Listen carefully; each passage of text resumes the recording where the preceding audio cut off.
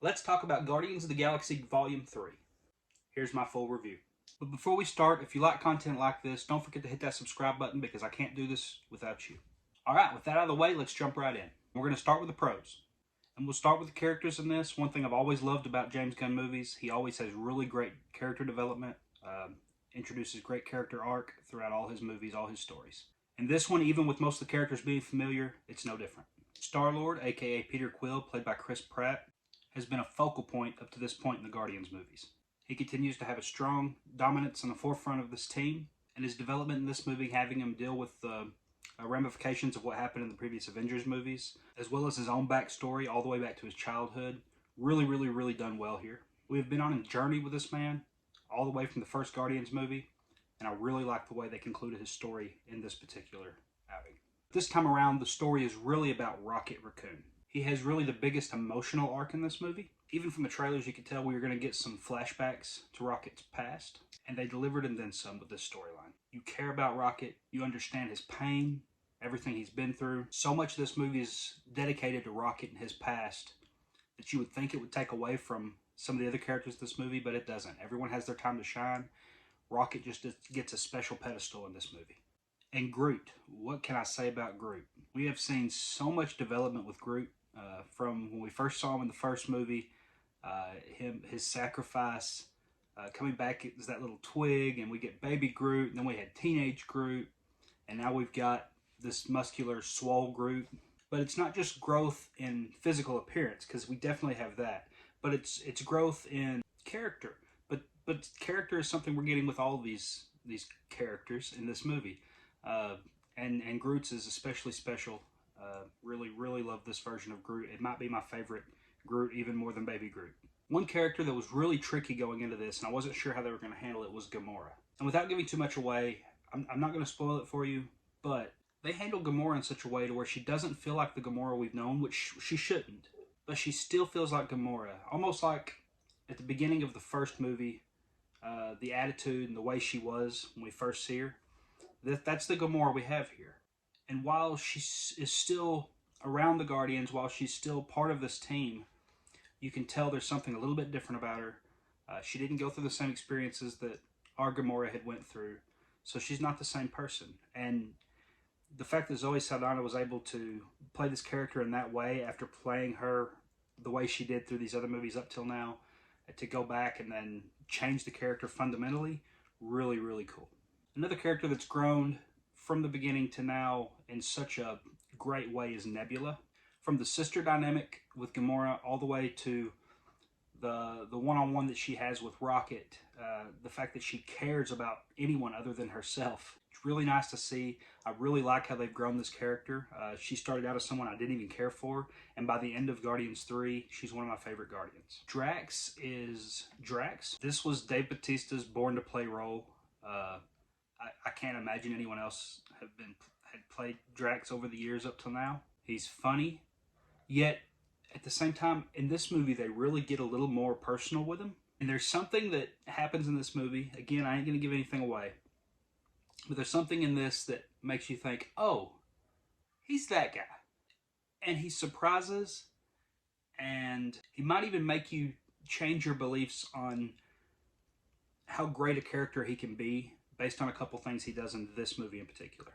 So it's almost sad that Dave Bautista is saying he's not going to play this character anymore, because I would have loved to have seen more Drax after this movie. Kraglin and Cosmo. Look, I think Sean Gunn does a great job playing Kraglin. He has since the beginning of this.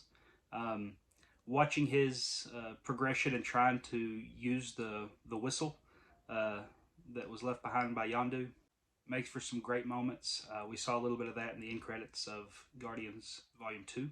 And they continue his storyline here with 3. He's really a full-fledged member of the Guardians of the Galaxy now, and Kraglin's just a lot of fun.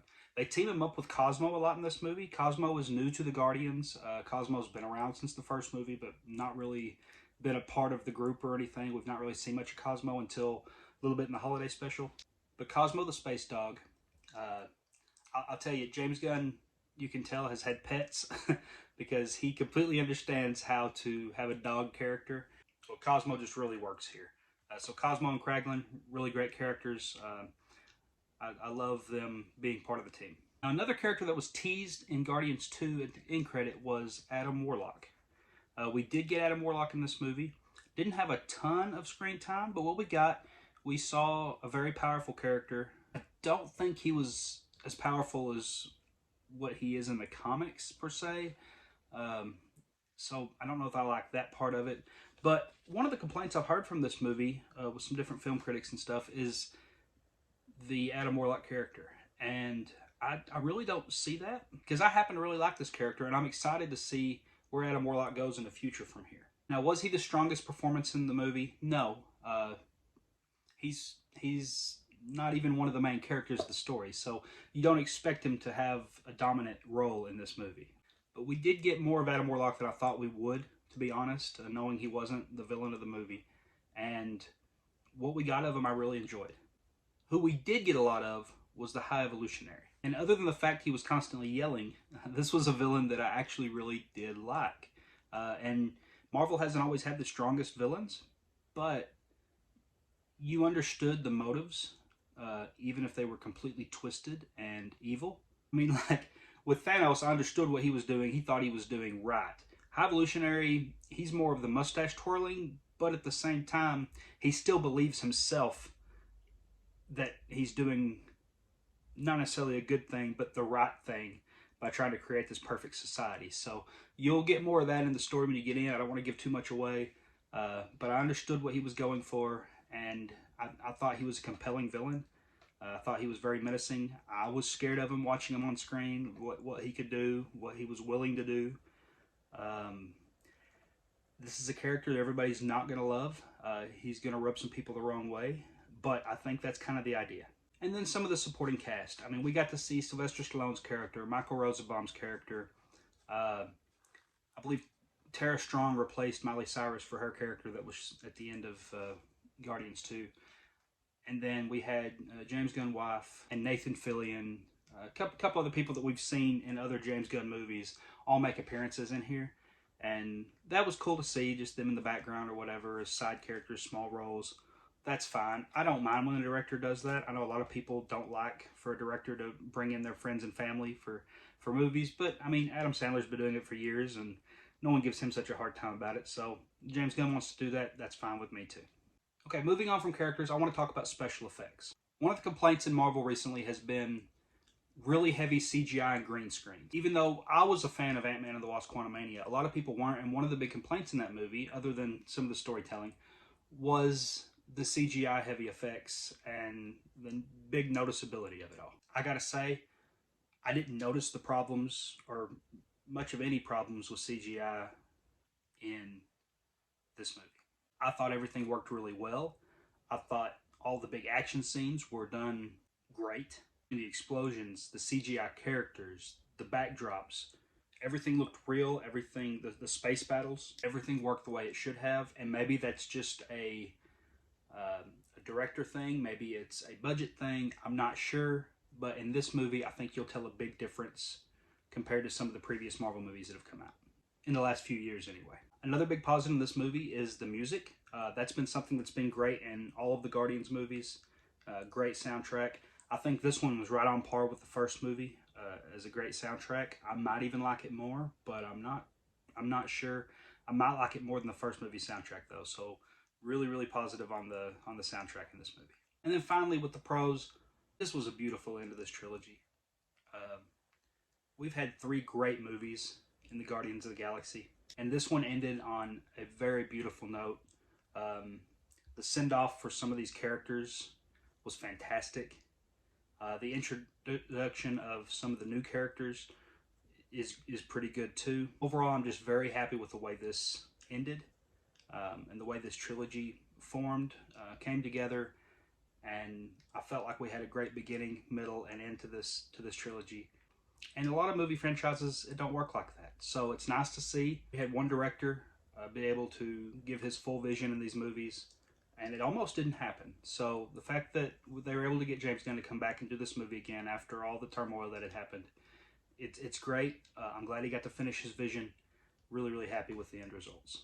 However, I will point out there are 3 cons I had to this movie. 2 of them can almost be combined into one, and that's movie length. Now, I'm not one of these that thinks a movie needs to be 3 or 4 hours long. And a lot of times a movie can do everything it needs to do in an hour and a half to 2 hour period.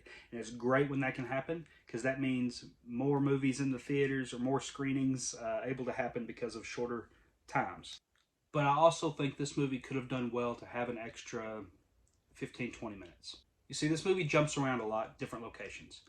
And I almost felt like because of this, they spent such short a time at each of these locations, you didn't really get to dive into the atmosphere, into the world that they're in, the things going on around them. At certain times, it felt kind of rushed.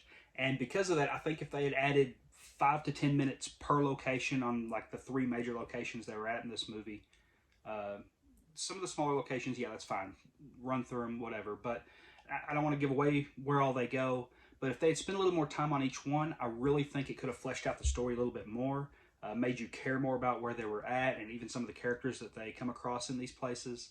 So that's one little complaint I have. Not a big deal. The movie still worked great the way it was, but I would have liked to have had a little more time on each spot that they went to. And also, even though we got some good character development with High Evolutionary and with Adam Warlock, I think that a little more time on each of these characters throughout the movie would have done really well for this. I mean, if you think of some of the best Marvel villains we've had so far, whether it be Loki, Thanos, Killmonger, these villains are all characters that we got a lot of backstory for, and then we also got character arcs and journeys for these characters.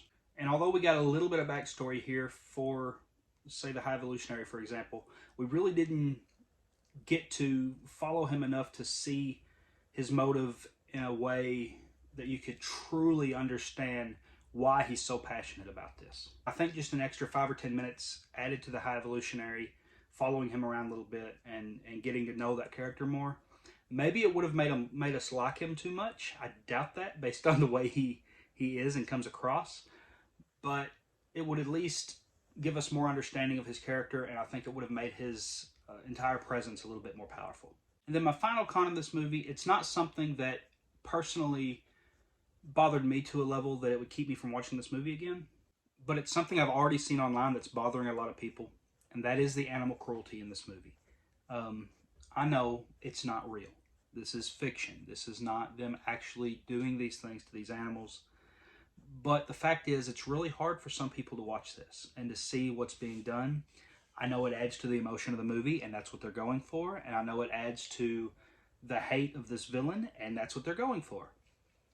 But it doesn't make it any less real, the feeling that a person has watching animals treated in this way. So I don't know what they could have done differently here. That's why I almost don't even want to put it as one of my cons, because I don't see another way to do this personally, but I'm also not a film writer. So maybe they could have come up with something a little bit different to show this stuff than the way they did it. Maybe they didn't have to show as much of it, just tell us what happened. And maybe they don't work as well. So I'm a nobody. What do I know? I just know that it's already bothering some people, and I'm worried that it's going to hurt the box office a little bit on the rewatch, at least, portion of this movie. But hey, I mean, that's not enough to affect my score for this. I was just saying, if you're somebody who is triggered by that sort of thing, this might not be the movie for you. So here's my overall thoughts. This is personally my favorite MCU movie since Shang-Chi. As far as MCU trilogies go, this is right there with the Captain America movies. I'm not sure if this one is my favorite trilogy or if the Captain America trilogy is my favorite. I would probably still say Captain, but I'd have to sit on this a little bit longer to decide that for sure. And is it the best Guardians of the Galaxy movie? I think there are parts of this that I like better than the other movies. I'm still kind of leaning toward the first movie being my favorite. However, this is right there with it. And I liked all 3 of them, so don't get me wrong. This is right with the first one, maybe slightly below. And after a rewatch, I may put it above. I'm not sure yet. I was really looking to critique on this one and try to be as open as I could to finding pros and cons. So maybe just sitting back and watching to enjoy instead of the critique aspect of myself for this movie. Maybe I wind up enjoying this more than the first. But right now, I've got it right there with the first one, just slightly under maybe. So you can already tell thumbs up or thumbs down. This is definitely going a thumbs up. I honestly don't have enough thumbs. So that's what I think about this. And that's my review for Guardians of the Galaxy Volume 3. What did you think of the movie? Let me know in the comments. I'd really like to hear your opinions on this. Do I differ from you? That's fine if I do. It's all subjective. So let me know your comments. Let me know in the comments. Don't forget to like and subscribe. We'll see you next time on Movie Time Minute.